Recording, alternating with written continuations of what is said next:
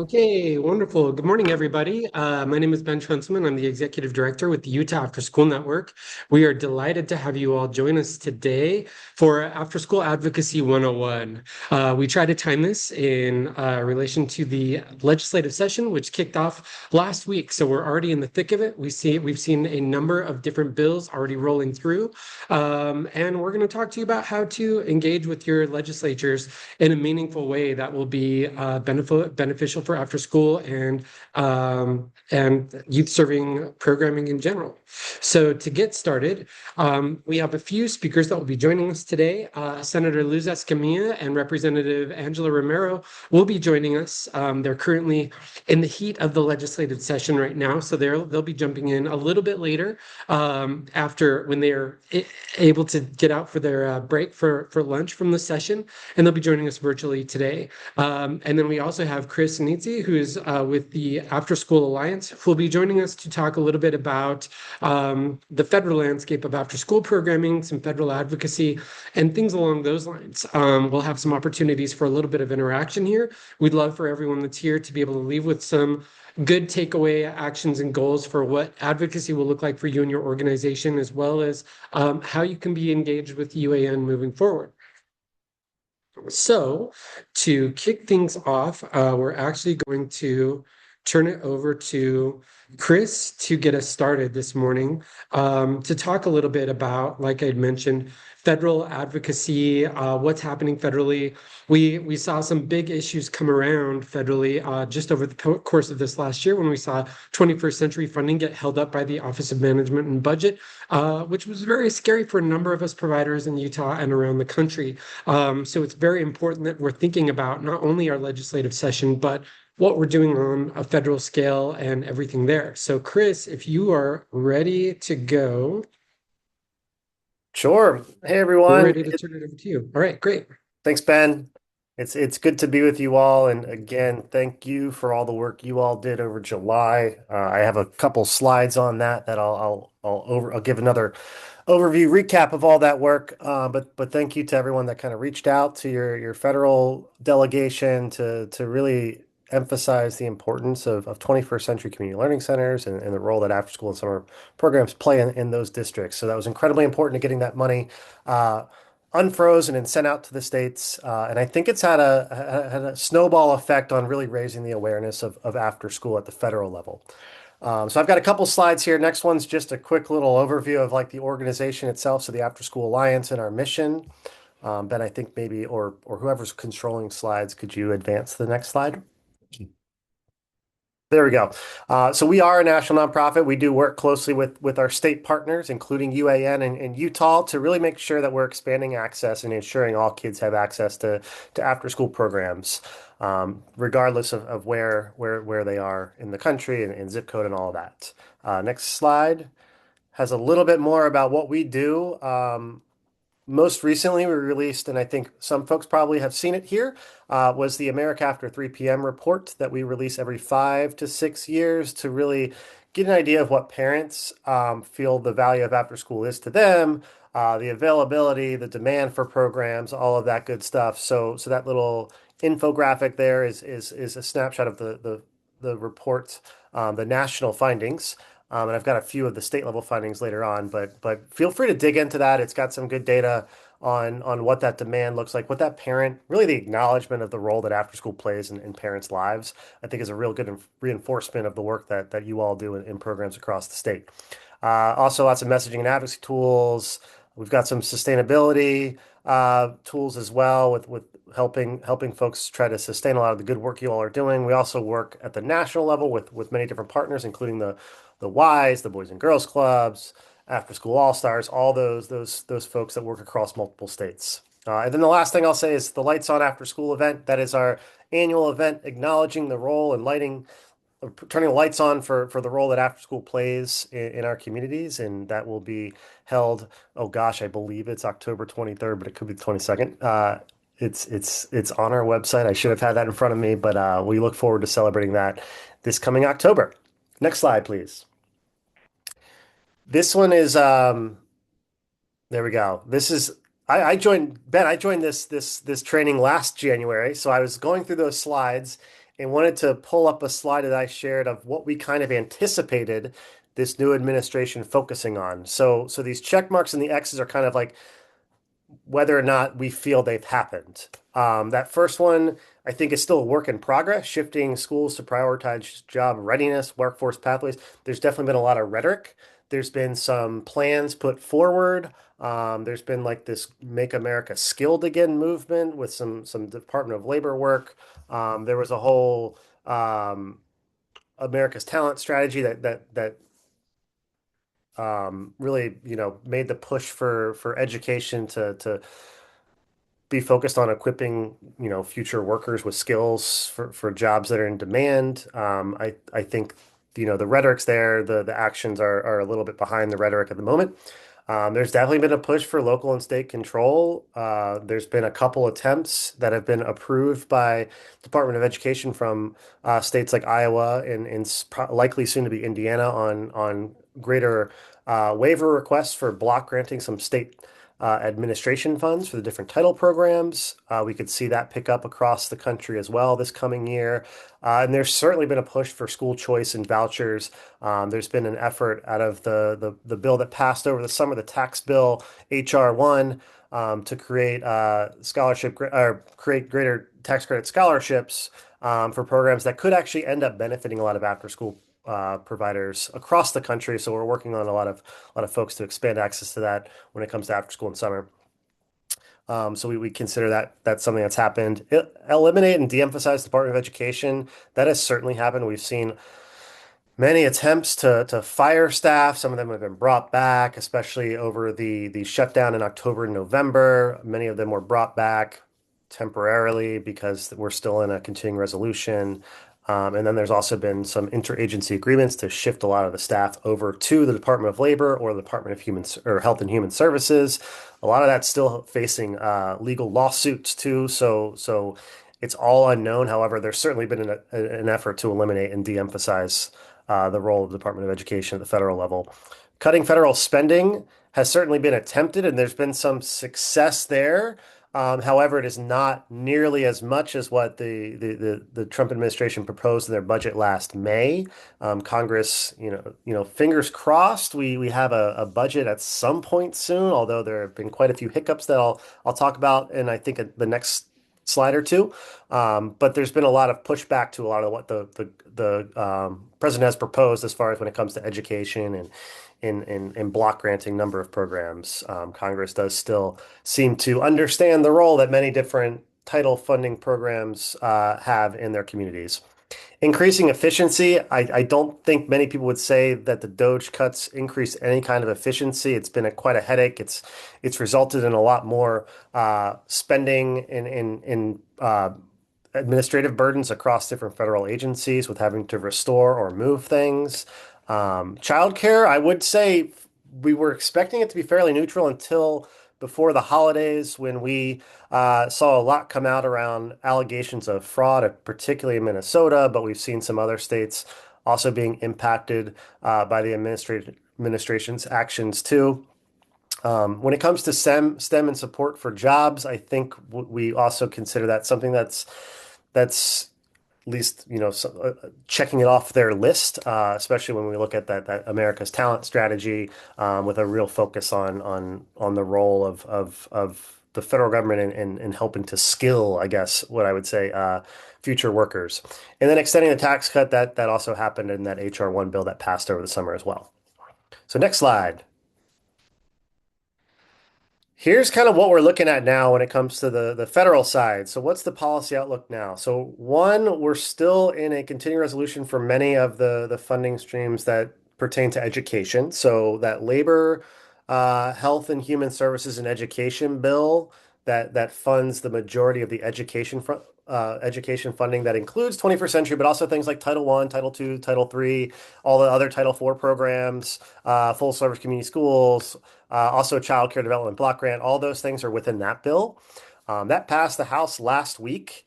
It was expected to kind of sail through the Senate until We saw things escalate in Minnesota this past weekend, and there's been a big pushback against passing that bill. And I would say there's big pushback against passing that bill because, along with Labor, Health and Human Services, and Education, the Department of Homeland Security bill is also attached to that. That's how it passed out of the House. So they attached that all together. So that's really what the big hangup is. It's not really anything within the Labor, Health, and Education bill. It's all around ICE and Department of Homeland Security. So that's kind of the big uh, threat to the shutdown happening, and that will kick in after Friday. So starting on Saturday, that would happen if Congress and mostly the Senate doesn't come to some sort of resolution. The interagency agreements I mentioned with the Department of Education and Department of Labor, we're still kind of everything's still kind of up in the air with staffing, some of the priorities and oversight. I will say another, Ben mentioned 21st Century over the summer, 21st Century Community Learning Centers and the withholding there and all the action that happened in July. We saw a somewhat similar effort in December around full service community schools. I don't know if there are any Utah grants. There are some in your neighboring state in Idaho. There were a number of, not all of them, but a number of notifications for cancellations of those grants that were in like their second or third year were sent out to uh, a good number of those grantees. Only one of those that we're aware of was actually restored before the December 31st deadline. Um, and that was in Idaho. And that took a ton of advocacy work from the Idaho folks to reach out to their federal delegation, getting their state school superintendent to do a lot of advocacy on behalf of the work that's happening in community schools. And a lot of it is just due to a misunderstanding or just like a uneducation around what community schools do and the support they provide to communities all across the country, but particularly in Idaho and very rural parts of the state.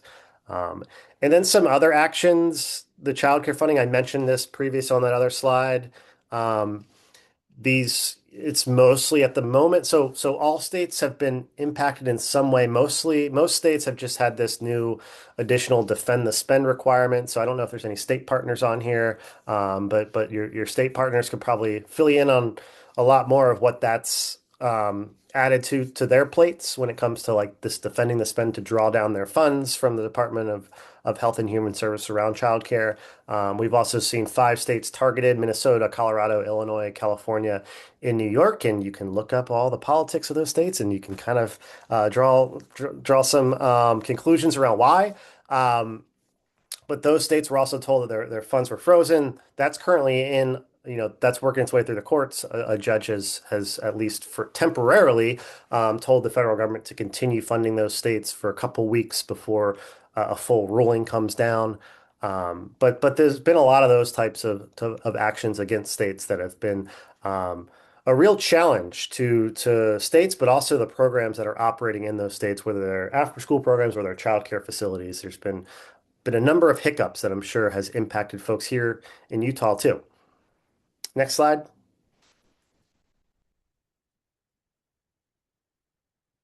All right. So with all of those challenges looking ahead towards 2026, I wanted to step back to a real success we had in 2025. It was one that we didn't want to have to battle and weren't really expecting it.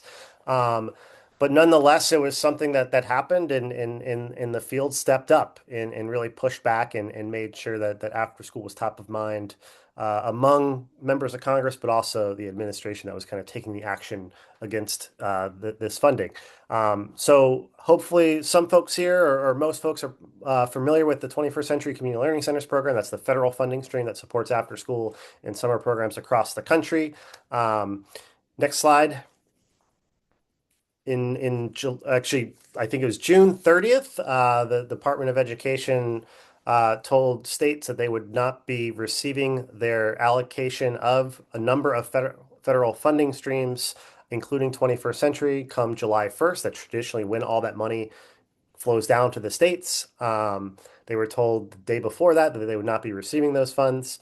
So that kicked in a big pushback, media blitz from our end with our partners across the country at the state and even local level to really talk about the impact or the potential impact of this withholding. So we saw media stories all over the place. Bottom right is my boss Jody Grant, who did a number of media hits on MSNBC, CNN, ABC, all that to really raise awareness of what these impacts would have. Next slide. And all that the media piece, but also the grassroots outreach was integral in getting those monies sent back out and released. So we saw more than 109, so almost 110,000 emails that were sent between July 1st and July 20th, those 3 weeks that money was withheld.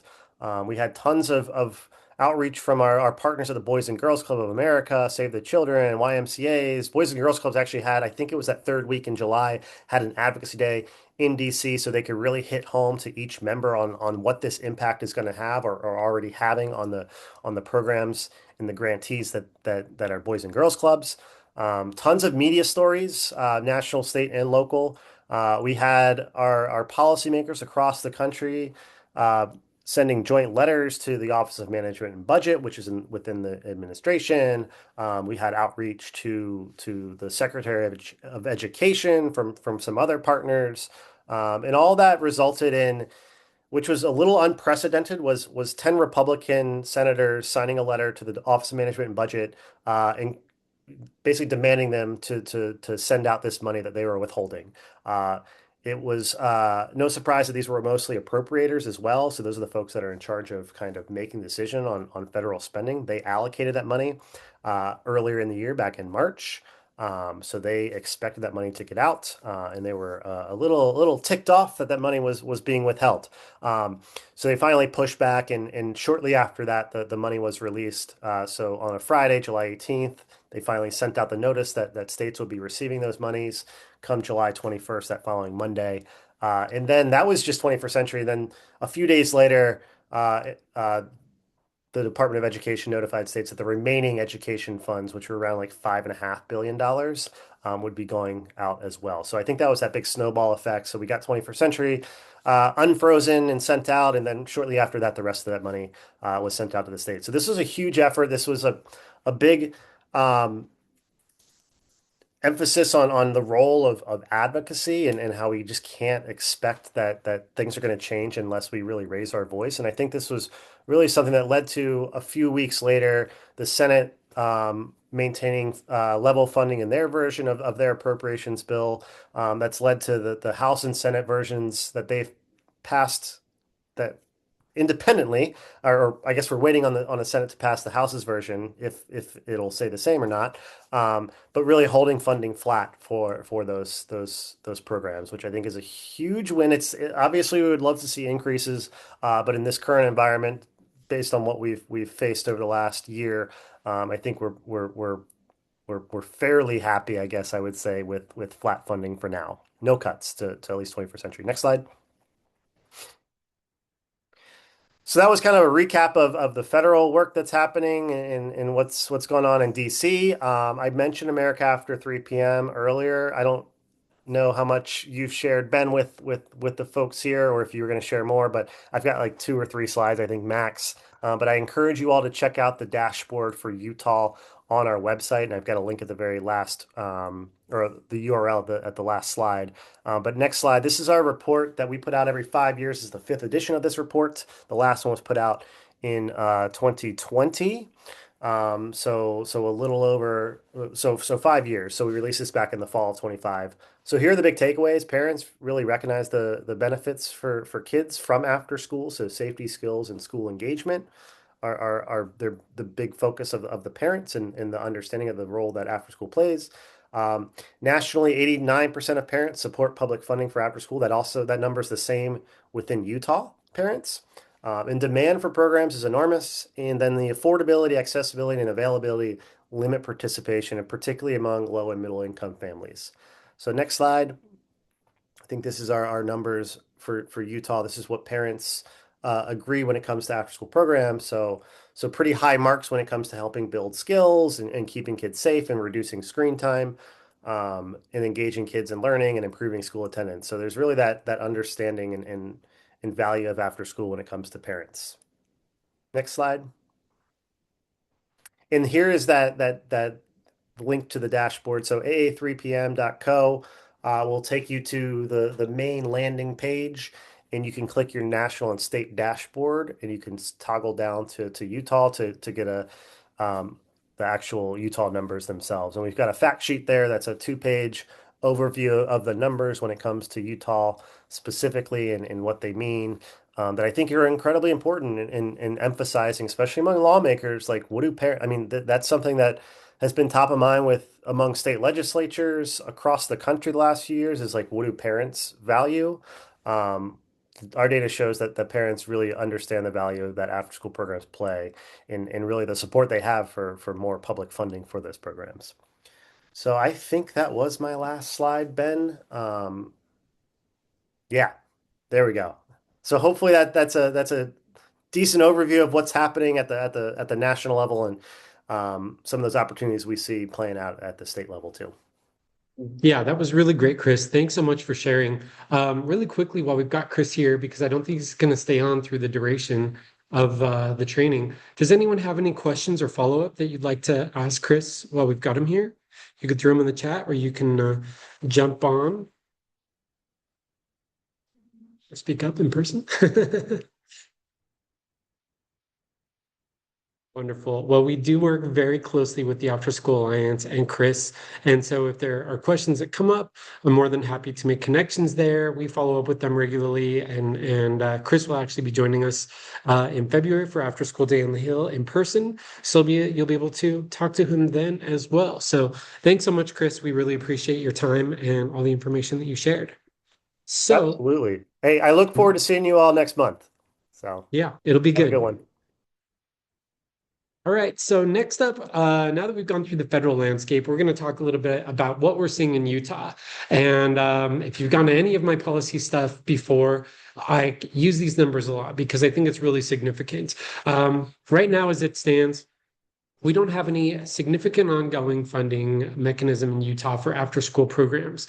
We previously had a handful of grants that were contributing to after school program, but we are now, I think, about 4 years out from when all of our significant state funding went away. We previously had the Intergenerational Poverty Grant, the Program Quality Enhancement Grant, and we also had federal funds like the ESSER funds that were available after the pandemic and things along those lines.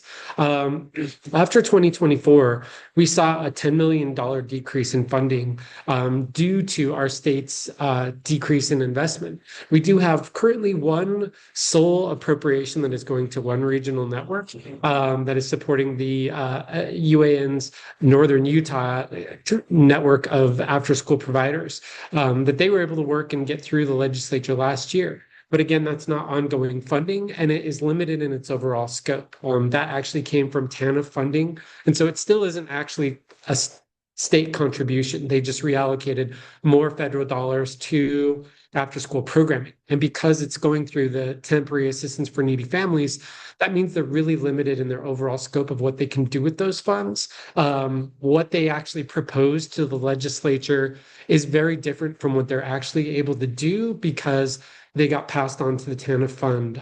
So they had to make a lot of adjustments to what the legislature said that they could do with that money because of the regulations that are actually there at a federal level. So as you can see right here, all of our significant investment in after school programs coming through 2025 and 2026 are the 21st Century Community Learning Center Fund, which is huge. It's very significant. It's the largest federal fund for dedicated after school fund in the nation, and it supports millions of kids attending, tens of thousands of after school programs all around the United States.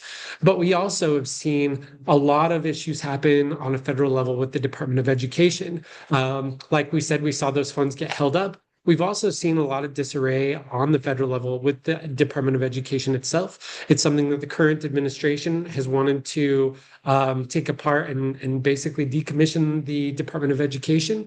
And so that causes some distress for us. We also have the Child Care Development Fund and Temporary Assistance for Needy Families, which are both administered through our Office of Child Care, which are in good standing right now. We did actually see a decrease in our state CCDF allocation, which is related to free and reduced lunches and things like that. But that actually shouldn't be impacting providers because of your match that you pay into that grant. Your that fund kind of pays for itself, which is great. That impacts other things like contractors and other parts of the CCDF quality childcare and after school system. So we still even saw a slight decrease from 2025 to 2026.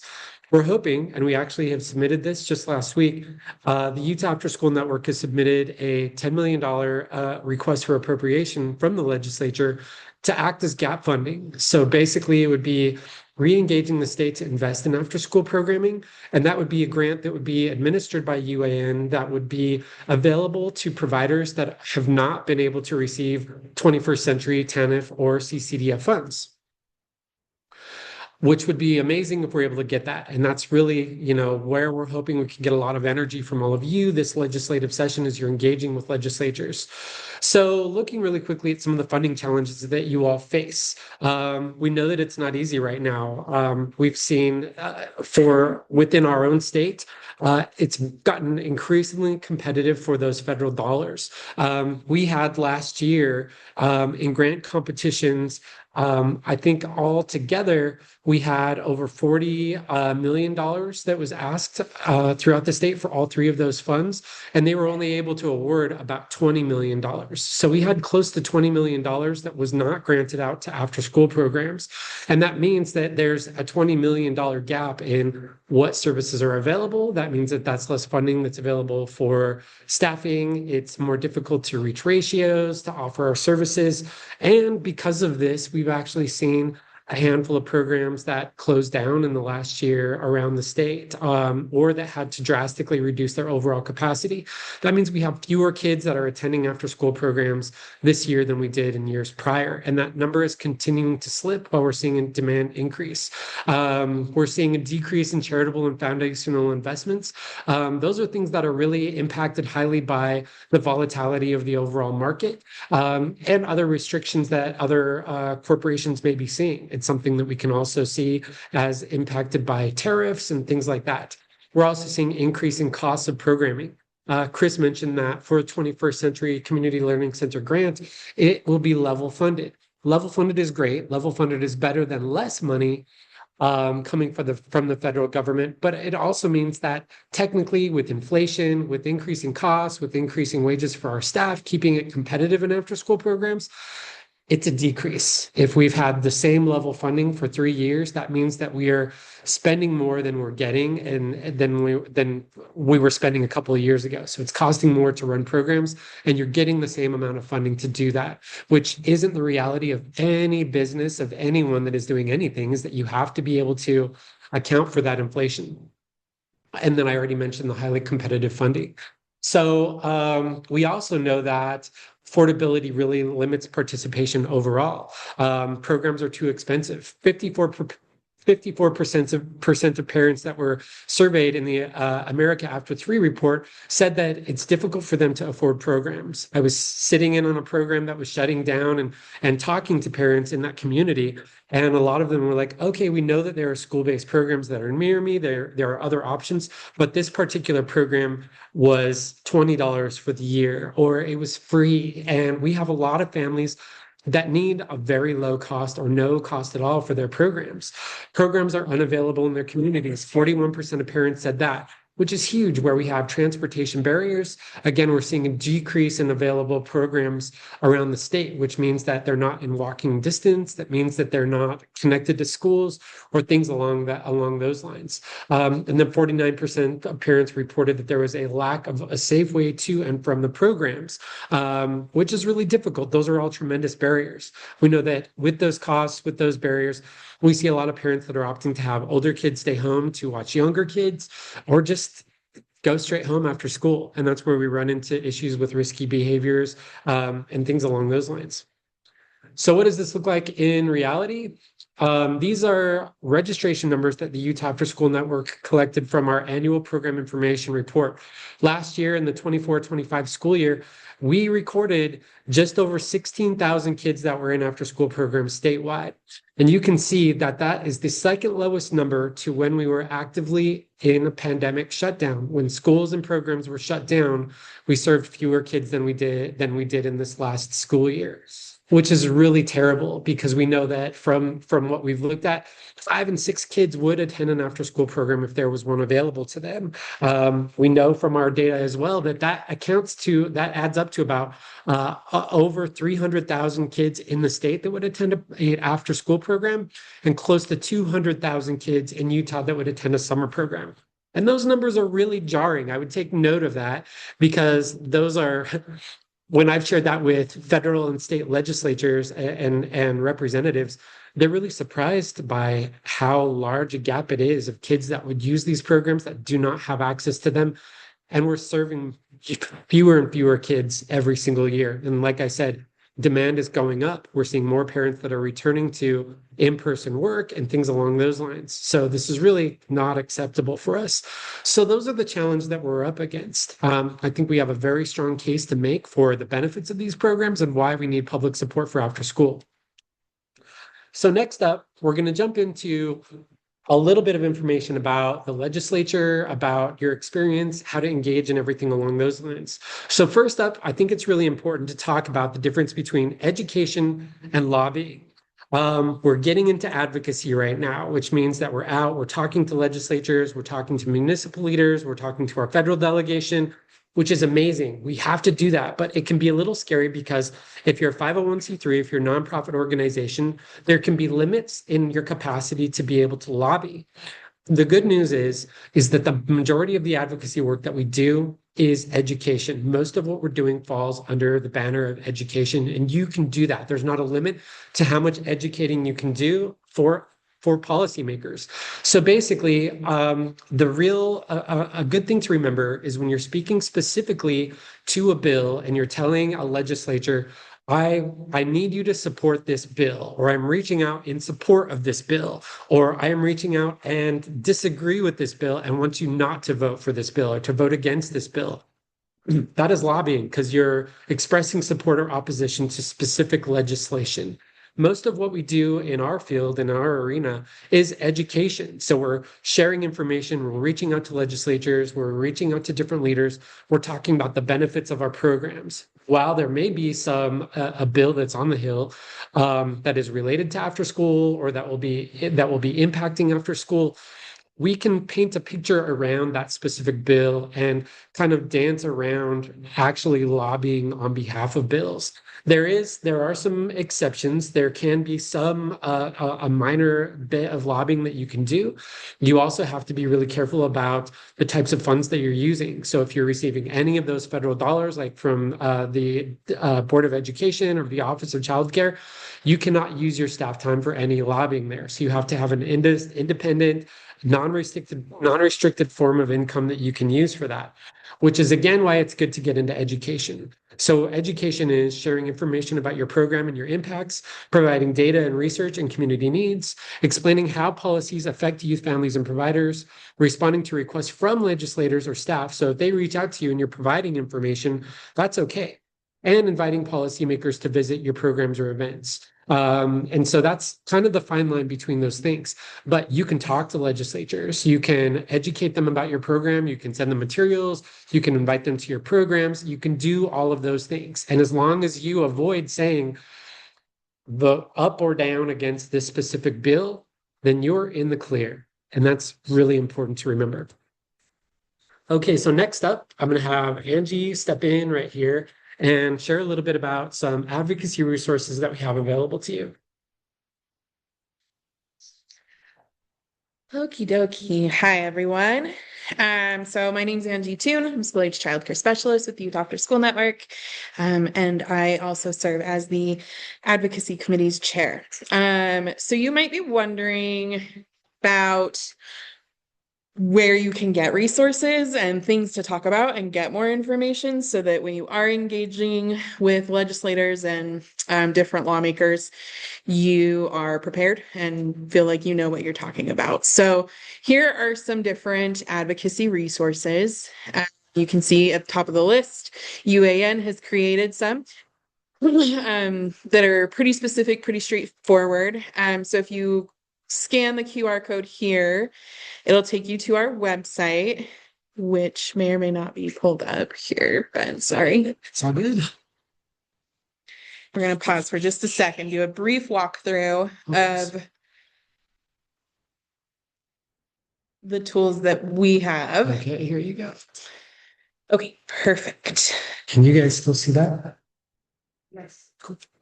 Okay, so as you can see here, we have it broken down into kind of 3 steps. We have learn, connect, and speak up. And if you're brand new to advocating and engaging with folks up on the Hill, I would recommend starting at step 1. This gives you a really good rundown of some of the things that Ben talked about, some of the things that Chris talked about, and gives you a really good picture of the overall landscape of out of school time in Utah. We also have a policy framework that we use as sort of a guidepost. And I can just click on that real fast so you can kind of see what it looks like.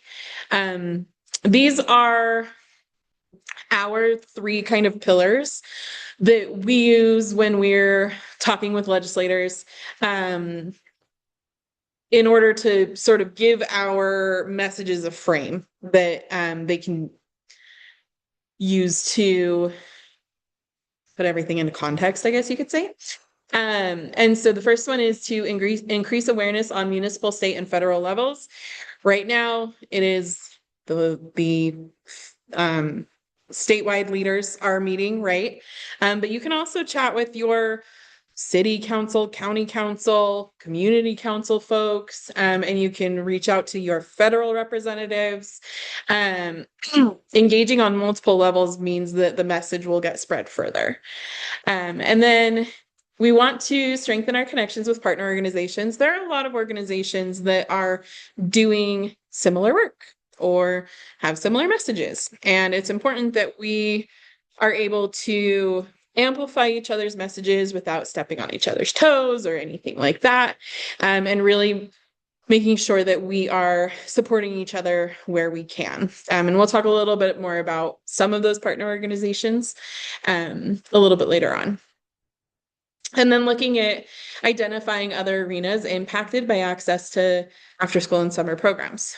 In a minute, I'm going to show you some of the bills that we're keeping track of, and you'll kind of see this pattern of not a lot that is directly super related to after school and childcare specifically. And while there might not be a lot of legislation that is super directly related, there's a lot that could still impact us. And we want to make sure that people up on the Hill are aware of that even though something is maybe not 100% correlated to after school care, it still could be impacted by access to it or lack thereof. So we'll go back here. And then we have our step 2, connect. So this would be looking at finding your state and federal policymakers. You can join the advocacy committee at the Utah After School Network if you're interested. That's an external committee, so anyone from the community is able to join. It's a great time, so I recommend it. And then we also have a parent advocacy committee. So if you are in a program and you have parents who are interested in getting more involved, we do have an option for that. And then looking at our step 3, speaking up. This really breaks down tangible things that you can do today in order to spread the message, make your voice heard. So this could look like a talking points and fact sheet, which we can just briefly look at. I won't go into super detail, but this is something that we've put together so you can literally just like take this piece of paper and share it with your representatives, which is really awesome, really convenient. And we're not the only organization that does this. There's also a phone and email script. And then we have 5 calls. You might have heard of this organization. They're really big on social media, especially right now, where they give you action items to do, and it's usually making phone calls. But those make a huge difference. The more constituents blow up their representatives' phones, the more likely it is that the representatives will pay attention and hear what you have to say. So you're also welcome to send an email now. And I just want to gently remind you that if you are doing these things, try to do it from your personal account if possible, especially if you're affiliated with a nonprofit, just because we don't want to veer in that lobbying territory. So how do I get back to right there? Okay. Perfect. So other websites you can look at would be the Afterschool Alliance, which we just had Chris chat with us from the Afterschool Alliance. They have really great stuff. They do have stuff specific to Utah, but it's also national data, which is incredible. We have the National League of Cities. We have the National Institute on Out of School Time, Voices for Utah Children, which is Utah specific, and Care for Kids, which is Utah specific. And all of these organizations have really good information that you can use to share with your representatives and use to educate yourselves a little bit more about what is going on in the state and nationally. So next, I just want to briefly go over some things on the legislative website itself. So again, if you want to scan the QR code, then we can dive in a little bit into how to track bills, and then also how to find your legislator and committees that you might find relevant. So can everyone see this? Okay, perfect. So if you want to look at the Utah State Legislator, you can go up here and you can find all legislators. You can also look for a specific legislator. Where's the map? There we go. You can type in your address. So I personally live in Rose Park. So I might go over here. 84116 is my zip code. And it's going to zoom in on that. And it will tell me, theoretically, it'll tell me who my representatives are, which mine are Sandra Hollins and Luz Escamilla. So you can type in your full address, or you can just type in your zip code, either one. And it'll help you figure out who it is that you should be reaching out to. Ideally, you want it to be whoever is over your district, because legislators are a lot more likely to listen to their constituents than someone from another district. So start with your specific representatives and then go out from there, branch out from there. Next, we'll look at how to look for bills. So the kind of neat thing about the legislative website is that you can create your own bill tracker. So if there are things that you're specifically interested in, you can type in some keywords and you can add it to your own tracker, which is really neat. You under subjects. Okay, sorry, I'm like at an angle, so I can't see. So top of the. Sorry, friends. Okay, perfect. So you can see here that there are a bunch that have already been flagged. You can see there's like charter schools, childcare licensing, all that great stuff, mental health, STEM engagement, right? So click on here. Bills to the right. Thank you. Okay, perfect. So you can click on here and it gives you the bill number. HB stands for House Bill, SB stands for Senate Bill. And it'll give you kind of a rundown. So who's sponsoring it? What is the status? So where is it going? And we'll talk a little bit about that flow in just a sec. But you can click on the bill itself, and this will give you more of a rundown. So this particular bill is looking at educator salaries, right? Why might that be interesting? Because it could potentially free up funding to go towards other things like after school programming. So you can kind of see how it may relate to us and why we might want to encourage legislators to think about things like this in terms of more than just educator salary, but also like if this frees up funding for something else, what might that be used for? So this is a really fun tool to play around with. We have also, is that pulled up, Ben? We have also assembled some bills that we're interested in. And you can see it's up here, but sorry, hold for one.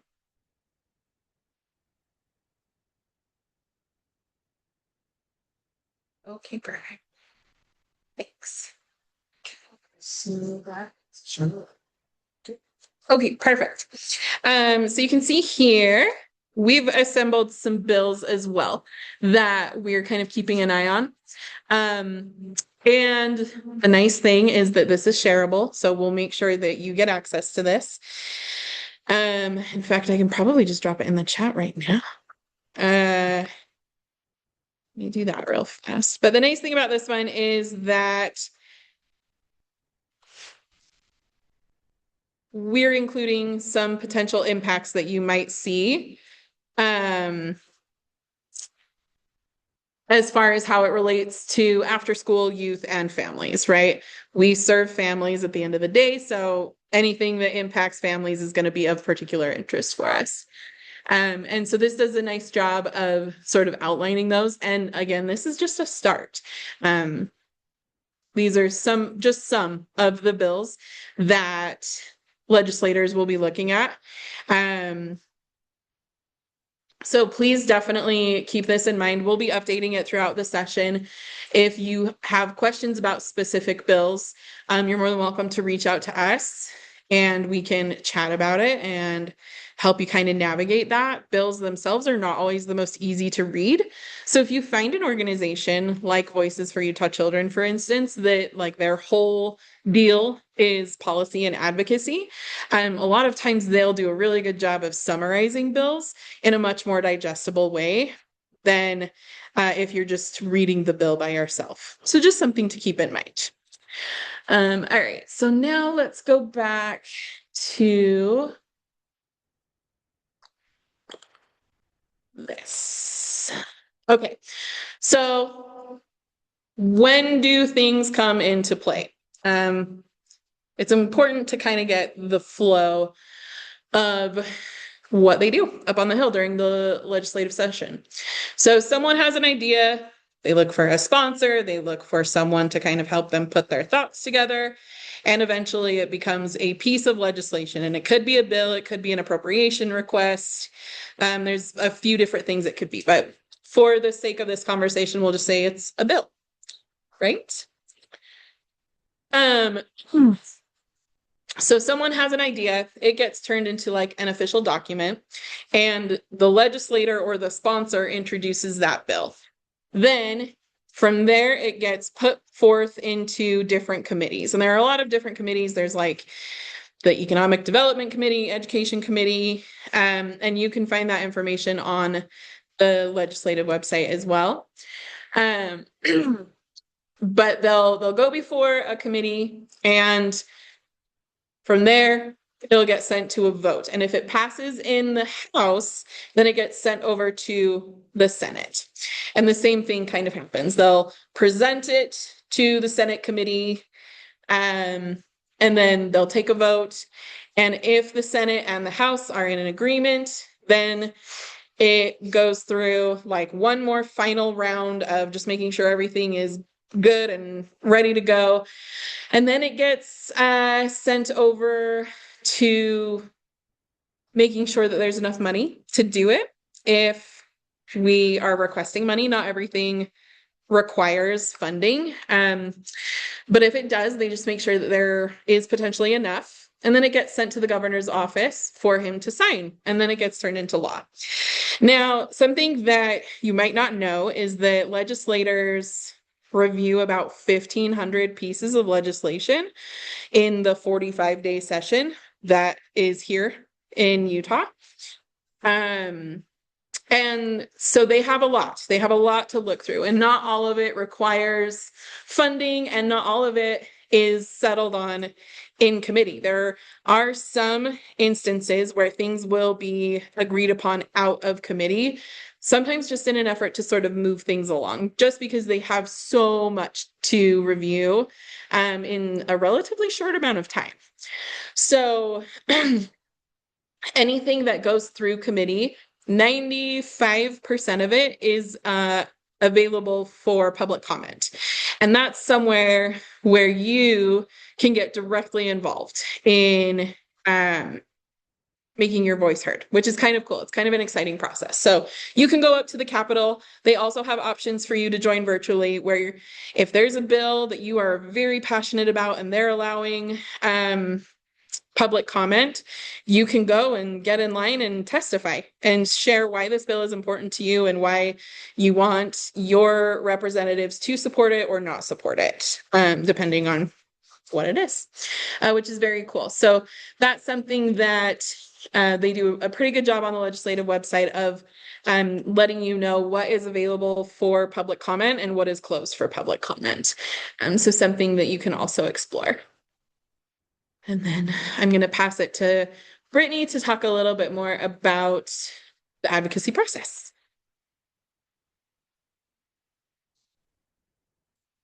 Hello, I am Brittany Henderson, and I'm an after-school consultant with Utah Afterschool Network.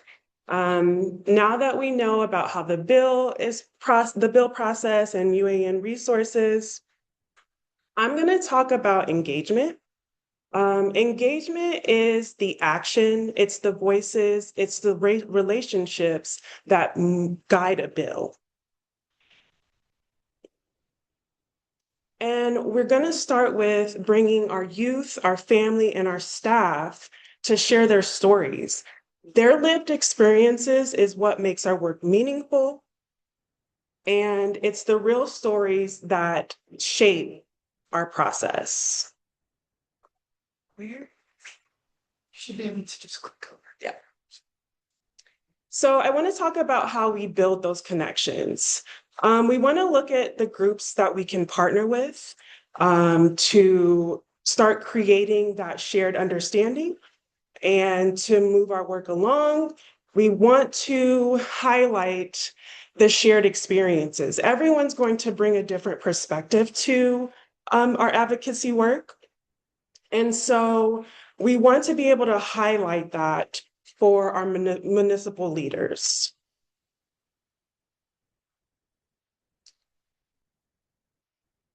Everyone has a different perspective in our advocacy work.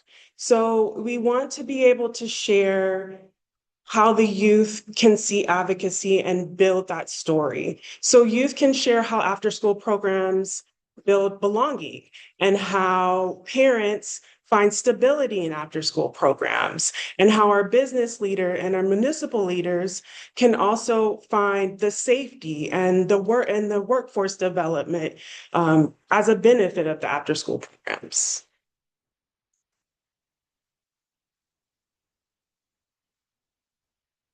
When we can align our stories, we're helping our legislators see a clear, actionable steps in advocacy and after school. So we want to share examples and have simple asks when we come in contact with our municipal leaders. This this isn't a one-time action. This is something that we build over time. It needs to be consistent, and it really can shape the story for after school and how we are going to build the collective energy and have a shared responsibility for after school.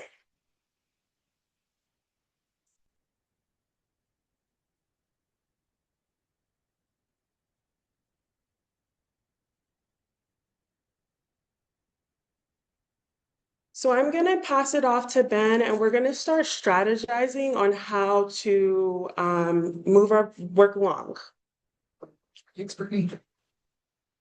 Right. Thank you, Brittany and Angie, for everything you've shared. So we've talked about a lot of different strategies and things that you can do, and places that you can find different resources and tools to do this as well. And I just want to remind everyone of the different resources that you have at your disposal and how parents and community members can be helpful in that. So if you have local publications, you can write in letters to the editor. You could submit press releases about events that you have going on in your programs, things along those lines. If you have parents that are coming to your programs, invite them to share what's going on in social media. If your kids in your program do a really amazing art project, you can have them share a picture of it on social media and tag their representatives or something along those lines.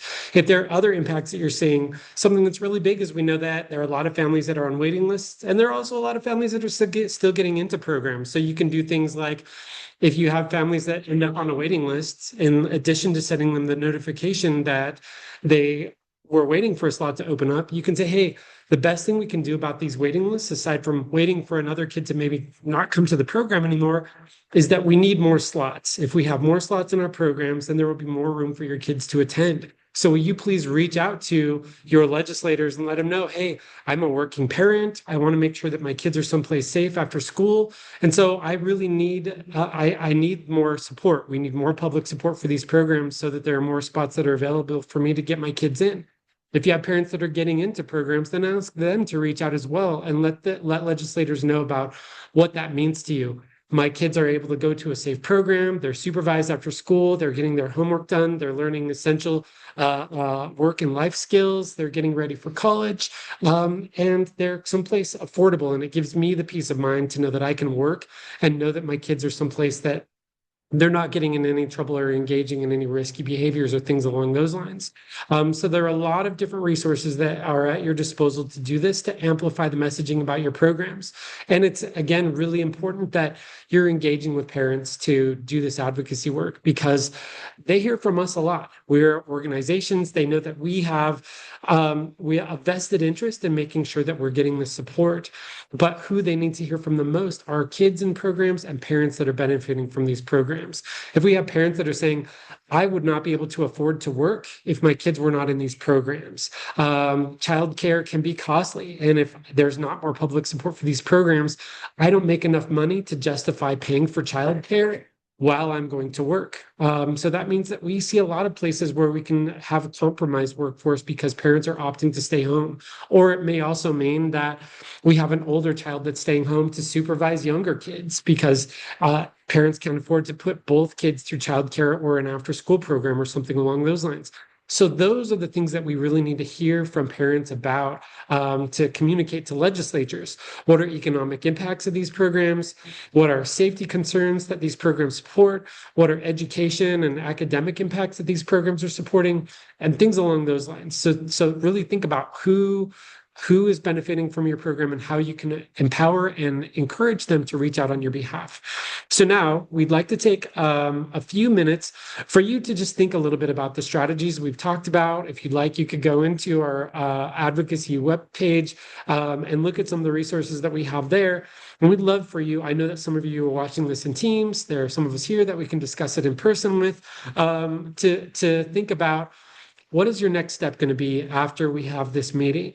How are you going to proceed in engaging with parents, engaging with kids, and really reaching out to your legislatures in an effective way so that they're knowing that these programs are really important and that it's really an asset to our communities. It's a public service and a public benefit. We need legislatures to understand that These programs are not driven by profit. They're not intended to make a profit.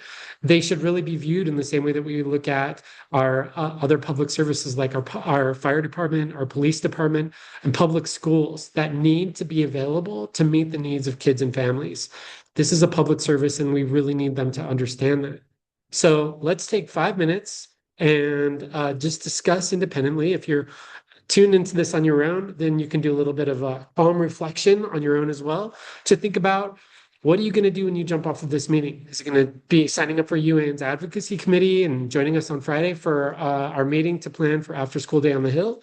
Or is it going to be creating your own advocacy committee within your organization where you're talking about steps that you can be taking, or how you can be engaging with parents, or how you can be engaging with school districts or parent-teacher associations to be united in your efforts to support after-school programs?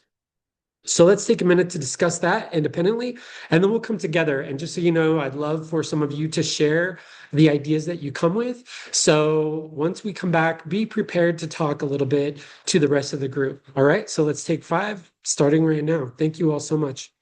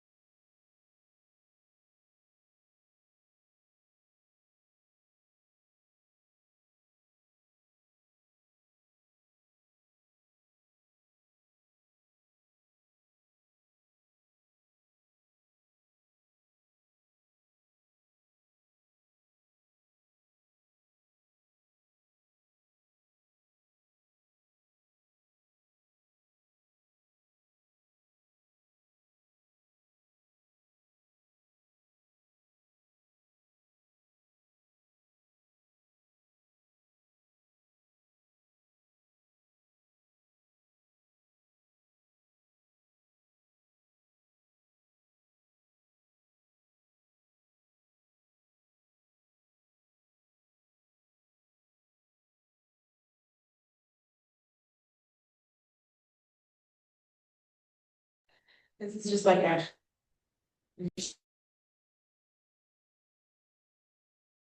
Then this is a calendar Okay, out of state. let's go ahead and bring it back together, everybody. To say that you can stay home with us. So we had a good discussion here with those of us that are here in person and talked about some of the barriers and challenges that you can all face when you're doing this type of outreach. And I think it's something that everyone here can relate to. Part of why after school programs are so important is because we have parents that we're serving in families that are working multiple jobs. They're busy in the evenings, and they're not necessarily available. I know that one of the major barriers that we're always trying to overcome is more parent engagement. So when you're already struggling to engage with parents in a meaningful way, how can you do something like, in addition to maybe being here and more involved with our program, can you call the legislature and let them know that this program is important to you? That can feel like a big ask in some of those circumstances.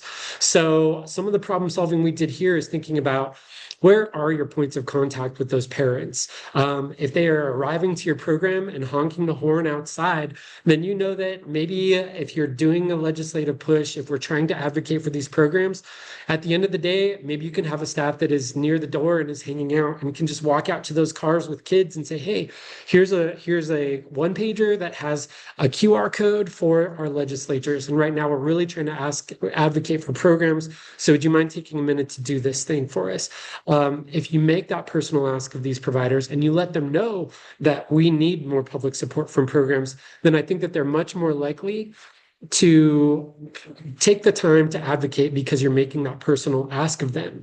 And something else that's big too is I think if you identify, if you're serving 50 kids in your program and like out of these 50 kids, there are maybe like five parents that will actually engage or that are actively engaged with me and talking to me about programs and our kids and everything. 5 doesn't seem like very much. Well, guess what? It still is, because we're talking about the statewide impact of everything that you're trying to do. You're not working in a silo when we're doing advocacy work. Legislatures are keeping track on the number of calls that they're getting, not the number of calls that they're getting from one specific program, the number of calls that they're getting overall about after school as a field. And so if there are, 12 programs in a particular region that's reaching out to the same representative, if each of those 12 programs has 5 families that are going to reach out, then that means that representative is going to hear from 60 different families talking about the demand for these programs, talking about their barriers to service and everything along those lines. So you're part of a big group effort to advocate for these programs. And that's what's really important about this. And we can also think about things if you have parent-teacher conferences or if you have a parent night, then maybe you can have some laptops out and you can guide parents through sending an email to their legislatures, sending them a text, making a phone call, even making sure that you have someone on hand who can help translate if language is a barrier there as well. So those are some of the ideas that we had here regarding what we'd like to see. And so now I'd like to open up to some of you here to hear about your thoughts. And I'll take us off sharing so you can jump in here. And I'd love for any of you that are here with us to share some of the things that came to mind for you that you'd like to do, strategies that are interesting to you, or things along those lines.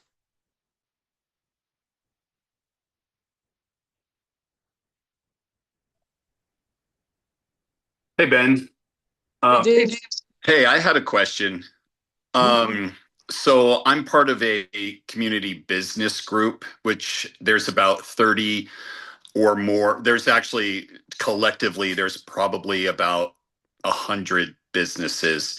And I talked to them about after school programming and and how that's impacting the community.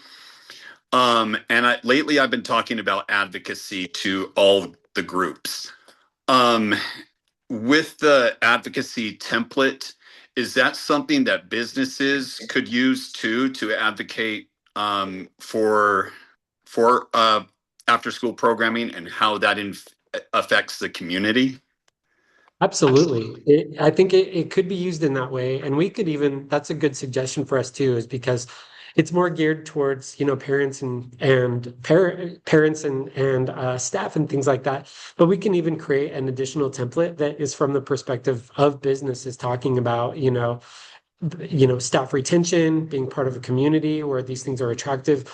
We know that communities that have robust childcare and good education systems have an overall higher quality of life, and they're more attractive to people to come and move in and things like that too.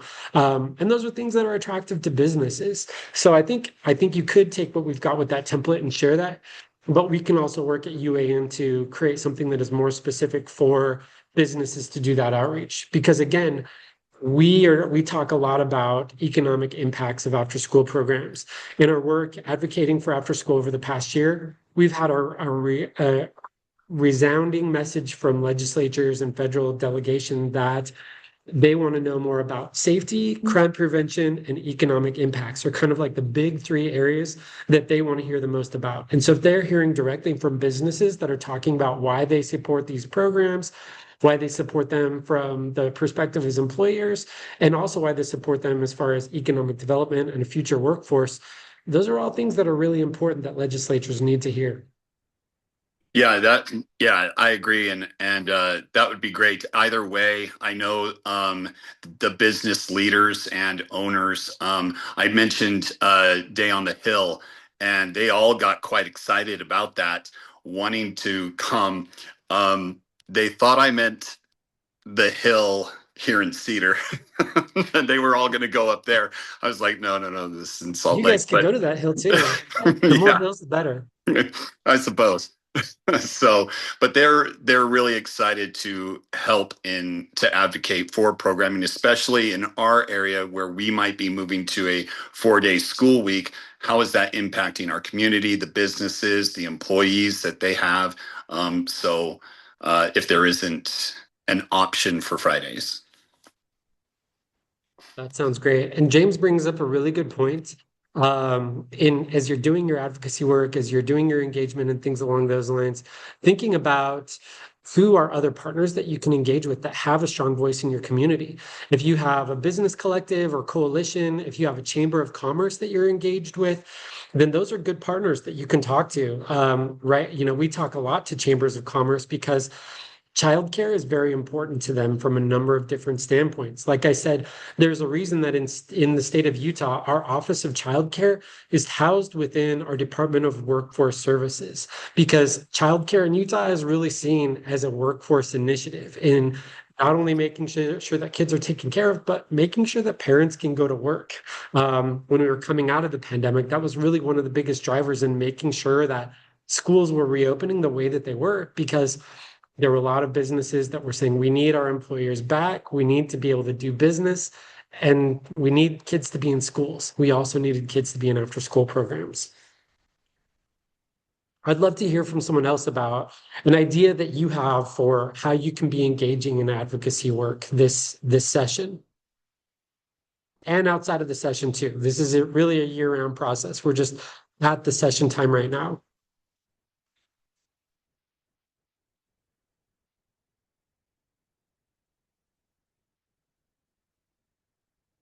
I know that Salt Lake County Youth Services, not to call you guys out, but I'm going to call you guys out, that you guys are having a watch party, and I would hope that you're having some robust discussions about this. So if someone could jump on, I'd love to hear some of your ideas. Hello. Yes, here we all are. Hey, Salt Lake County Youth Services. We've really enjoyed the call so far and are learning so much. I think it's just been a really great learning opportunity for the team to all be involved and hear about federal to state to local initiatives that can take place. I think one little thing that came up in our discussion was just talking about how we can get kids to write letters or get engaged with sending something to talk about like the importance of after school for them to their legislators. I love that. Yeah. And what's great about after school advocacy is it can be part of the lessons that you're sharing with your kids, engaging in civic activity, understanding how bills are made. Those are all really important components that kids need to understand. And so this is a great opportunity. And if you're engaging kids in the legislative process, it doesn't have to be about supporting after school programs. That's definitely a benefit. But we've also seen programs, we've seen classrooms that have done legislative initiatives with their kids, like Like that's how we got the brine shrimp to become the state's official whatever brine shrimp are. Sorry, that's not super specific, but that was an initiative that came about from a classroom where a bunch of kids said, we need the brine shrimp to be acknowledged. They're the only creatures that can live in the Great Salt Lake. So let's do something about that. What'd you say? Crustacean. Crustaceans. Yeah, we have our own official crustacean. We have someone who knows. Yeah, we have a state crustacean that is the brine shrimp, and that came from an effort from youth that were engaging with legislatures that made that happen, which is really amazing. And so think about talking to your kids about what's important to them, or if you're going to engage with them on after school, talk to them about why after school is important, and how they can communicate those things with legislatures, and then empower them to do that. Something we do with After School Day on the Hill every year is we do have, Valentine's to send to the legislatures because it's happening around Valentine's Day. So we do that up at the Hill at our big event. We've also had individual programs that have sent things into their legislatures on their own as well. You can reach out to them, you can invite them to your program, and you can come up to the legislature yourselves and connect with them and pass things along to them too. They really love to hear from kids, and anytime that there are kids around, no legislature is going to pass up an opportunity to come straight out and engage with you guys and take some pictures and smile and shake hands and high five kids and everything like that. So make sure you're thinking about those opportunities as well. Does anyone else want to share some of their ideas?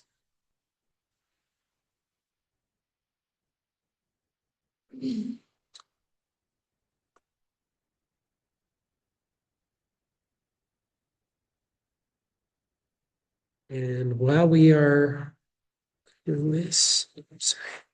Okay, great. So what I'm going to go ahead and do is skip ahead. So at this point in the game, we are waiting for Senator Escamilla and Representative Romero to join us to share a few things. They're going to talk a little bit about some of the legislative priorities they're seeing this session, some of the efforts towards supporting after school, and some of the tips for you guys to all engage in everything. But they are at the Hill. We're waiting for them to get out of the meetings that they're in and everything right now. So we're going to skip ahead a couple slides here while we wait for them to join us to talk a little bit more about next steps for everybody. So as I mentioned, we have the After School Day on the Hill that's coming up on February 25th. And really our focus for this event is that we don't do lofty speeches anymore. The acoustics in the rotunda at the state capitol are terrible, so you can't understand a word that anyone says. So we have a lot of really grand gesturing, some passion and fiery mumbling that you can sort of hear, but no one actually hears anything that anyone is saying. So we've doubled down on the experiences that our kids in programs have to share. So if you have kids that do any type of performance or do any type of art or anything along those lines, we would like to invite them to come up and join us at the legislature on the Day on the Hill to do a performance. Or we have one program that has said, we don't have kids that can perform, but we can bring art to display and we can hang that up around the rotunda and talk about that. We also are encouraging, if you come to Day on the Hill, to have your kids actually represent your program at your tables. And so you definitely be there too and help guide them through the process. But when a legislature is there, I think it'll be really impactful if it's one of your program kids who's talking about what they love about the program and is talking about the activities that you have to offer and why the program is so important to them. So they're engaging with the legislatures, and the legislators are hearing firsthand what the benefits of their programs are and everything that they have to benefit from that. And so really registration is open for After School Day on the Hill. You can actually, if you go to UAN's website, there's a link to register there. After this meeting, I'll follow up with everyone and I'll share the presentation, the recording. Sorry, I got a message from Representative Romero's staff. It's all happening in real time. It should be very exciting for you guys. Okay. So So we'll send out all of that stuff so you can see some of that information and think about what you'd like to do. We talked about the UAN Advocacy Committee. We get together multiple times throughout the year. We talk about messaging. We talk about what we're doing to encourage parents and families to advocate for after-school programming. And then we also conduct meetings. We've had different regions that have had meetings with legislatures, with our federal representatives, and it's really amazing when we're able to rally the troops and have one big meeting all together where we can have parents, where we can have kids, where we can have programs all together to talk about the benefits of these programs. So that's a really great way for me to also understand what are obstacles that you're facing in your community. How can we better advocate for you or better engage and empower parents to support after school programming and things along those lines? And like I said, we do have a parent committee. So if you have parents, and I know that some of you probably have a couple that are like, what can I do? Just tell me what I can do if I have to make calls or anything like that. We have a parent advocacy committee that doesn't convene as regularly, but we send them updates, we send them calls to action and things along those lines. And there's a website, there's a link on our advocacy page of our website that has the registration link for parents to sign up for that. They get our regular newsletter, they get all of our advocacy updates and everything like that. Reach out to your legislatures. So we have After School Day on the Hill that's coming up late February. That our Day on the Hill is actually towards the end of the legislative session. And so a lot of things that are happening will have already happened at that point in the game. So we also need to be engaging before the session. While the session is going on, we can't expect a legislature to come out for a visit to your program or something along those lines. But it's not out of the question for you to go and visit up on the Hill. If you say, I'm bringing a crew of kids up and they'd like to tour the rotunda, they'd like to see how things work, then they may invite you to do that. They may be able to do a Zoom call with you in your program or something along those lines. But you also want to just make sure that you're reaching out, tell them who you are, tell them what you do in your programs, encourage your staff to reach out and send emails or make phone calls or to send physical letters. Physical letters are always surprising because they don't get those a whole lot. So it stands out. If you get one that's all decked out by the kids or something like that, then that will jump out and they'll be sure to read that. And if it's something that comes from the kids, then they're likely to hang it up in their office. I've met with a lot of legislators on the Hill, and I've seen a lot of kids are up there, or like Senator Escamilla, she has great relationships with after school programs. She has so much after school stuff that's up in her office, which is really amazing. So think about that. Next up, I would just encourage you to identify some key parents in your program. And like I said, every staff in your program knows who is the parent that will, shoot the breeze with you after the program, who volunteers to bring some things in or help serve kids cafe at the program, who is really engaged. Reach out directly to those parents and make a direct ask to them that they do this outreach for you, because I think that you have some strong advocates that are in your programs that will reach out on your behalf and do this work. And thinking about this as well, something that is hard, our programs are so entrenched in communities and in schools that the fact that they are there is something that can be taken for granted by parents. Parents don't necessarily know that these programs are starving for funding, or that they don't just get standard funding through the school district or something along those lines. And so think about how you can also educate parents about where your funding comes from. Even if you have just a notice that's in your registration, or you send something out to your parents through email or text or whatever it is that you do to maintain contact with your parents, let them know, like, hey, just so you know, this program is federally funded. It's a legislative session, and the state of Utah does not invest in after-school programs. We need your help amplifying the message. They won't know that we need help unless we're asking them for help. So I would ask you, it says on the slide to identify at least one parent. I'd say that's the bare minimum. If you can identify one parent to help you with outreach, then do that. If you can identify 5 to 10 parents, then do that and make that specific ask of them to do this thing. You can refer them to our website. You can even refer them to me, and I'd be more than happy to walk them through this process.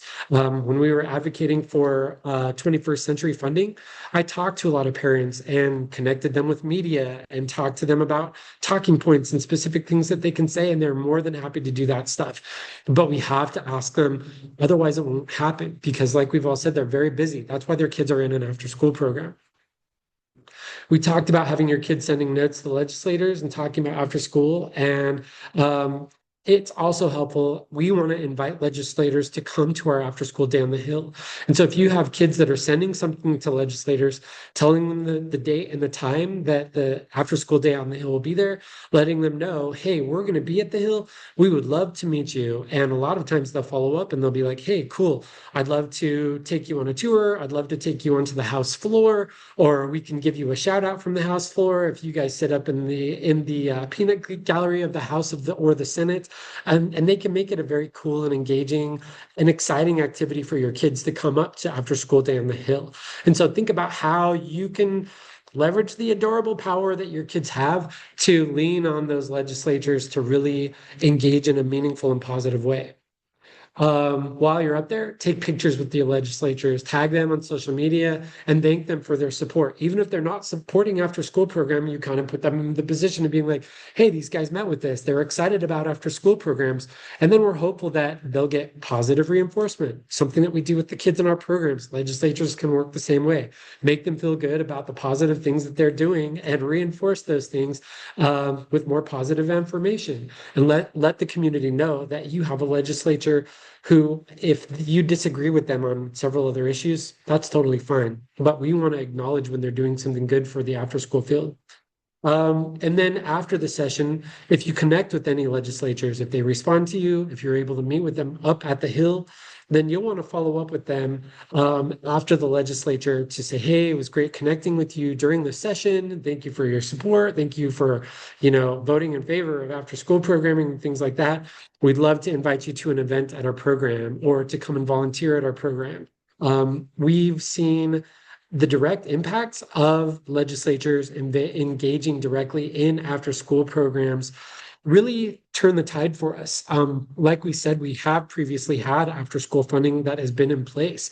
A few years ago, we had, like I said, the program quality enhancement grant that was available to providers, and we actually went through the legislative process and got that appropriated for providers.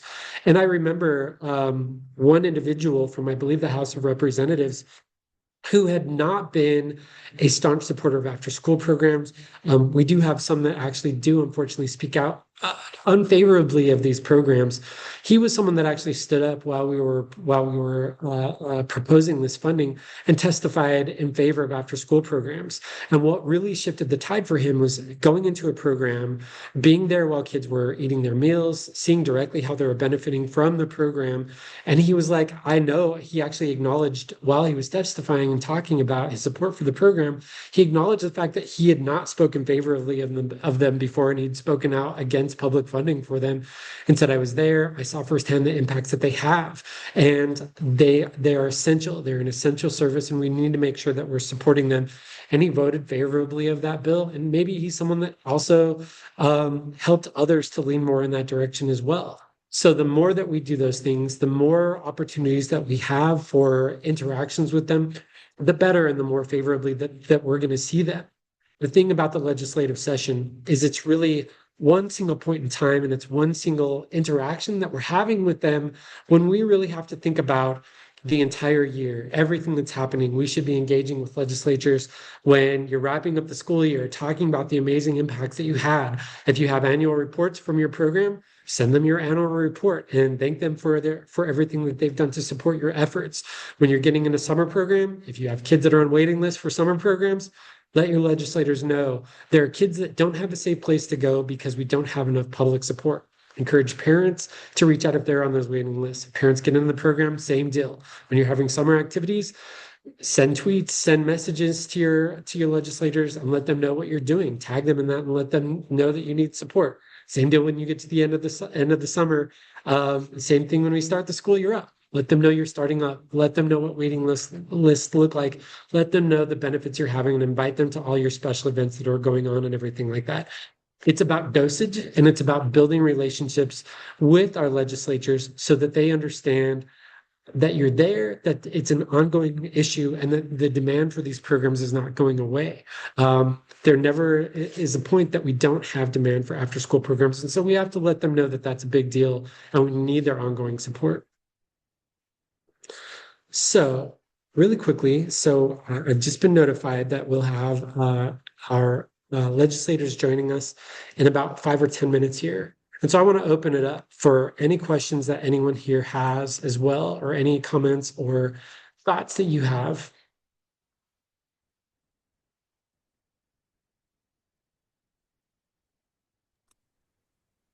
Hey, Ben.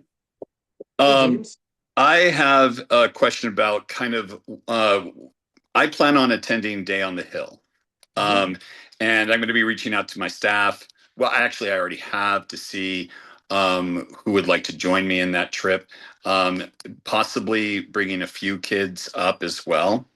How does that look like would as far as what I know bringing like something that kind of shows what we do in after school programming type thing, but on the more like are we talking we need to bring our own supplies of tables and chairs and all that kind of stuff? I'm Great just question. not sure how that Yeah. looks for us making that trip up there. Yeah, absolutely. And James, I'm so excited you guys are going to come. And we actually, just so you know, or for some of our other rural folks that are here, if you're interested in coming to After School Day on the Hill, and there are any things that are cost prohibitive for you for that, we actually have some funding to support you. So we can help pitch in for gas or, lunches for kids or things like that too. So just let me know. You can reach out to me and we can help support you getting up here because I also know it's not cheap to drive a bus or a couple of vans from Cedar City up to Salt Lake City. So we can help you out with that, James. So we can connect offline and I'm happy to do what we can there. As far as what the day on the hill looks like, tables and chairs will be provided for you. So the big things that you'll need to bring, and basically each table has 2 chairs. Sometimes we're able to finagle a couple others that will be available at your table. So if you have more people that may be at your table, you may want to bring a couple of extra chairs with you. Otherwise, think about what the messaging is that you want to share with your legislatures. I would recommend if you have a table banner or if you have a pop-up banner or anything like that, you're welcome to bring those things. But then bring some materials. Think about things that you can put in the legislature's hands. So if you have a concise one-pager that has a summary of who you serve, what you do at your program, and some high-level benefits of your program, then that will be perfect. If you have an event that's coming up and you want to invite them to that, then have something ready to go. And so basically, when you're interacting with the legislature, you'll want to introduce yourself. Hi, I'm Ben Tremelman. I'm with the Utah After School Network. We support after school programs all throughout the state of Utah and make sure that they're all high quality. Here's a handout that talks a little bit more about our outcomes. And we're hosting an after school day on the Hill on February 25th. We'd love if you can join us for that. And that's basically the amount of time that you have and the type of spiel that you want, So you want to have a really concise elevator pitch. It's like I said, if you can tie that follow-up invite into what you're talking to them about, then do that as well. And so for program and baby, we operate several different programs in elementary schools all around Cedar City. We're serving this population of youth and in these demographics. We're supporting college and career readiness, as well as social and emotional development and other beneficial things. And, here's some information about our program, and we'd love to set up a visit with you next time that you're down in the area. And then, like I said, if you have things that you want to bring to showcase, we've had some programs that have brought a couple of laptops that have, slideshows of activities that they can share, or that will have video, or some programs have even brought like video testimony that they have that's playing at their table during after school day on the hill. Bring that. Like I said, Spy Hop Productions, they've got actual artwork that they're figuring out how they can display that after school day on the hill. I mean, during after school day on the hill as well. So you can be creative in what you want to do. We had one provider that was talking about maybe doing a baking activity. That may be a bit of a stretch, but we do have electricity for most of our tables there and things like that too. So we want to make sure that you have a lot of the resources that you need. And after you've registered, I'll send you a lot of follow-up as well, just with information on parking, load in. I can help you set up meetings with your legislatures on that day as well, if that's something that you're interested in doing. And we can work with your legislatures to make sure that that happens for you. Other questions or comments from the group?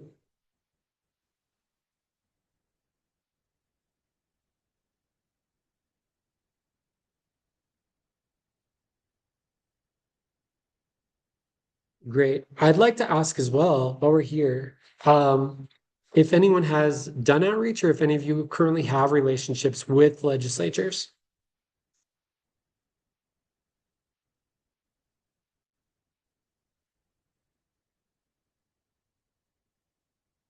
So one other thing that we kind of glossed over, it's helpful if you have relationships with legislatures, which is good. It's okay if you don't. But also thinking about, we talked about chambers of commerce, but something else that we didn't talk about as far as legislative outreach goes is also thinking about other leaders in your community. All right, we've got Angela Romero here. Is also thinking about other leaders in your community. So we work very closely with community councils, with county councils, with municipal leaders. So if you are working with your mayor or other folks along those lines, they also have relationships with legislatures. And if you're even having a hard time moving the needle or making contact with the legislature who represents your district, then you can even reach out to a city or community or county council member and let them know what you're trying to do. And a lot of times they may have relationships, they may help to bridge that gap or things along those lines too. So think about those other relationships. And it is something that we are seeing, as we're seeing federal and state funds that are more compromised is around the country. We're seeing more municipalities that are investing more in after school programs. We've seen even, that was one of the things of the new mayor of New York. He's actually supporting and working on universal after school programs for every kid in New York City. And so that's something we'd love to see from a municipality in Utah. We have very robust programs that are city supported in Salt Lake City, in South Salt Lake, in Davis County, and other areas too. And so we want to think about how we can build those relationships there as well. So now we have, and we may be waiting still for Senator Escamilla, but we have Representative Romero who's here with us. Good afternoon, Representative Romero. Thank you so much for taking the time out of your very busy day. I know that it's quite the feat that you guys are up to up on the Hill, and we really appreciate you taking the time to join us here today. I was hoping to come in person, but floor time ran late, and I have a committee that starts soon too. So, meeting. It's crazy when we're in the middle of the session to try to find time, but I'll always find time for all of you and the After School Network and all the amazing stuff that you do. Can you tell me a little bit about what you want me to focus on and what you haven't covered and what you'd love me to talk Absolutely. about? Yeah, of course, Representative. So we've covered a lot of issues around advocacy basics, navigating the legislative process, understanding how a bill becomes a law, finding your representatives and contacting them, strategies to engage with to encourage engagement between families and the legislature as well. So I feel like we've covered a lot of the basics. And so really, if you are good to talk a little bit about some of the priorities that you're seeing up on the Hill right now, some of the challenges that you are Did seeing you that talk about the budget at all? we didn't talk much about the budget. So Okay. yeah, if you want to talk I'll about that, I'll that be would be the amazing. bearer of bad news. Yeah, Fortunately, because of HR1, what some people don't like to say it, but everyone knows it as a big, beautiful bill. We're seeing a fiscal shortfall the fiscal cycle 2027, the fiscal cycle 2028, looking at 300 million for fiscal 2007, and we're looking at 200 million fiscal 2028. And so what the speaker and the president have asked each what we call an appropriation committee. We have set all Utah's unique compared to other states where every member of the Utah legislature serves on an appropriation committee. That committee and departments were asked to do a 5% cut as an exercise. It doesn't mean that's the final answer. So we're getting a lot of emails from people concerned about cuts, especially when it comes to social services, which is where after school falls under, and education, which is where after school falls under. Having conversations with the speakers and others are going to try to see if they can find the cuts in other areas versus hurting our most areas where we need it most, which is social services and education. But I can't make a commitment on that. So the next like week or two, we'll be going through the process of what is most valuable, what can we fund, what can we do. And so we've seen all these federal cuts trickle down to all of us.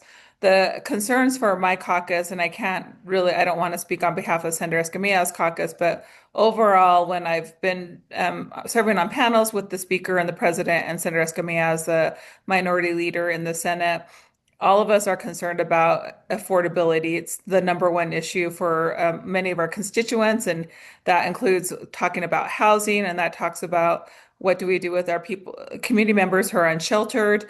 Many of us have different approaches of how we want to approach that, but though that's top of mind right now for many legislators, it's just many of the families in their districts are concerned about affordability, whether it comes to gas, whether it comes to groceries. One of the proposals that our Republican colleagues they have proposed is to do another income tax cut. We don't really support that because we see a loss of more revenue that way, and that's where you've seen a lot of municipalities want to do some property tax increases. But at the same time, there is legislation, and I don't know if it'll come out where it will limit what municipalities can do when it comes to property taxes. So I just want everyone to be prepared for that. Myself and Senator Escamilla have been meeting with Ben and other leaders from the Utah Afterschool Network, and we are going to make an appropriation request on behalf of Afterschool. I don't know how far that will get because of our fiscal, basically we have a flat budget this year. And so in order to give to something new, you have to take from something else. So we're still in the preliminary conversations. A lot can change. It's a 45-day session. I think we're on day 38 or 37. So a lot of stuff can happen in between then, but I just want you to know that we put that appropriation request out. I'm the chief sponsor of that appropriation, and we're hoping to start getting some funding for after school. But more importantly, we wanted to start having the conversations about how states can play a role in after school programming, because we're seeing all these cuts at a federal level. And of course, as we know, Salt Lake City and other city municipalities have been in the after school been working with nonprofits and other after school providers I know with us in Salt Lake City, it's been for about 23 years now. So this is nothing new in conversations when talking about government's role in the life of a child and after school. So that's kind of the rundown right now is the budget is very uncertain, and this is trickling down from the federal government, but we also have a lot of needs because of that. So it'll be really interesting to see where our budget priorities are right now. So right now, people are in I serve on the law enforcement appropriation committee. And so the social services is where usually funding for after school goes. And that's kind of just a rundown of what's going on budget wise, which is an impact. A lot of the stuff we're advocating for, it's going to be a little tougher to get things this general session, but that doesn't mean we don't start the conversations and start educating people about why after school is so important, not just across urban areas, but in small town Utah as well. And so that was what we wanted to start with, putting this appropriation request in to talk about how the Utah After School Network could be that the agency kind of facing, the agency leading out and us coordinating across the state of Utah to make sure that all children have access to after school programming. Thank you so much, Representative. With that appropriation request, what would you advise as far as, because we're getting providers, we've talked about really rallying around that through our education efforts. Can you recommend, what are some strategies you recommend for us in supporting that from our end? If there are specific committees that we should be reaching out to, or specific other legislatures? This is an appropriation request. So depending on where it gets assigned, and we submitted it, I think yesterday or the day before. So depending on what committee it gets assigned to, that's where you're going to do a lot of the education. So you'll be educating that particular committee. Most likely it's going to be social services. But I want to make sure before I say, yeah, that's where it's going to happen, that's where it goes, because it could go, and we have a new committee, so it could go to the workforce service one, because a lot of our funding comes through DWS. So I don't know. So once we get that assignment, I can let you know. The one thing that we would want to do is put together a fact sheet about the need for after school and why it's important, and having people educate, not lobby. As you know, we can't lobby, but to educate legislators on why after school is so important. So once we find out that committee assignment, then it's just identifying people, whether it's your representative or a senator or representative that represents the area where your after school program is, and just providing them the facts and telling them why it's so important to fund after school. Thank you so much. Yeah, and so we'll be sure to share that out with everyone once we've got confirmation of which committee we'll be reaching out to. And could you share just a little bit about as you are hearing outreach from different organizations, what do you feel is most impactful as far as the messaging and the approach that organizations take? I think that the messaging is to always stay positive. We're getting a lot of people that are in panic right now because they're hearing about the 5% budget cuts that each appropriation committee has been asked to do. And so it's like, I know according to leadership, it's an exercise, but it's put people in real panic. So it's really about talking about why there's a need and how important that need is to help support families.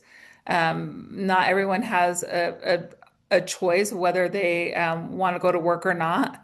A lot of people, after school programs are that lifeline outside of quality childcare. So just really talking about the benefits and why after school programming is so important, and how this helps a child be successful in life. So it's really focusing on those positive things and the need, because there is a need. And so it's really just, regardless of how that member reacts, like no one should ever disrespect you, but it's always being more positive versus saying you have to do this. Because when people say you have to do this, for me personally, as an elected official, that's already a turnoff. Or there's some groups that are advocating for some organizations I really, really care about, but the graphics they're sending saying, well, if you don't fund this, this is what's going to happen.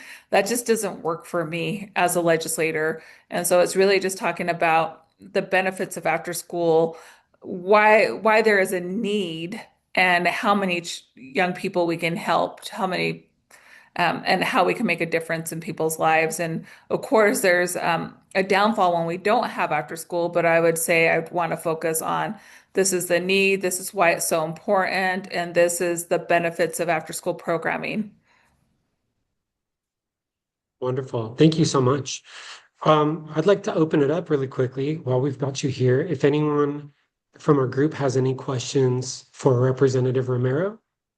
Yeah, and I apologize for not being there in person. Our floor time went over, and it was a really close vote, and it was a member of my caucus's bill, and his bill passed by 38 votes. And so, if you know anything about watching the legislature, in order to pass a bill onto the next chamber from the House, you have to have 38 votes. So he got those 38 That's votes. great. So it goes to the next Well, and chamber. yeah, we always go into this with a lot of flexibility, especially when we do this training after the legislative session has already started. So again, it Yeah, just means so much that you're here with us at all. So we always appreciate your time so much. of course. Does anyone have any questions that you'd like to ask while we've got Representative Romero here?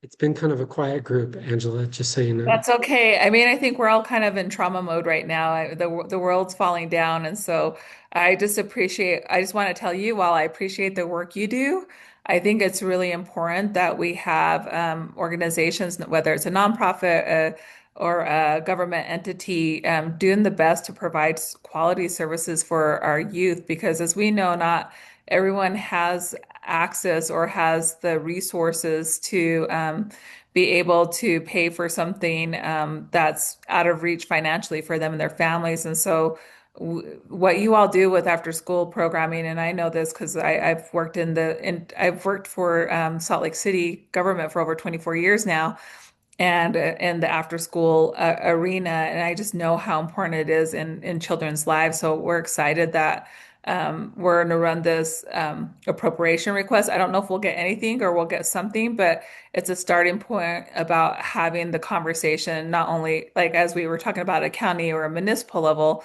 but at a state level, and the responsibility of our government to make sure that we're not only providing this through grants that we've received through federal governments or through these other entities, but why state should be providing those resources as well. So this is going to be an ongoing conversation, and I'll be here to champion it. I know as well as Senator Escamilla and others. And so I look forward to meeting all of you when you're at the Capitol. Make sure to send a message to my intern, let them know you're with the After School Network, and I'll come off of floor time if we're on floor time and talk to you, or we can set up a time to do more strategy meetings and how we educate lawmakers on why the After School Network and just after school programming is so critical for our state.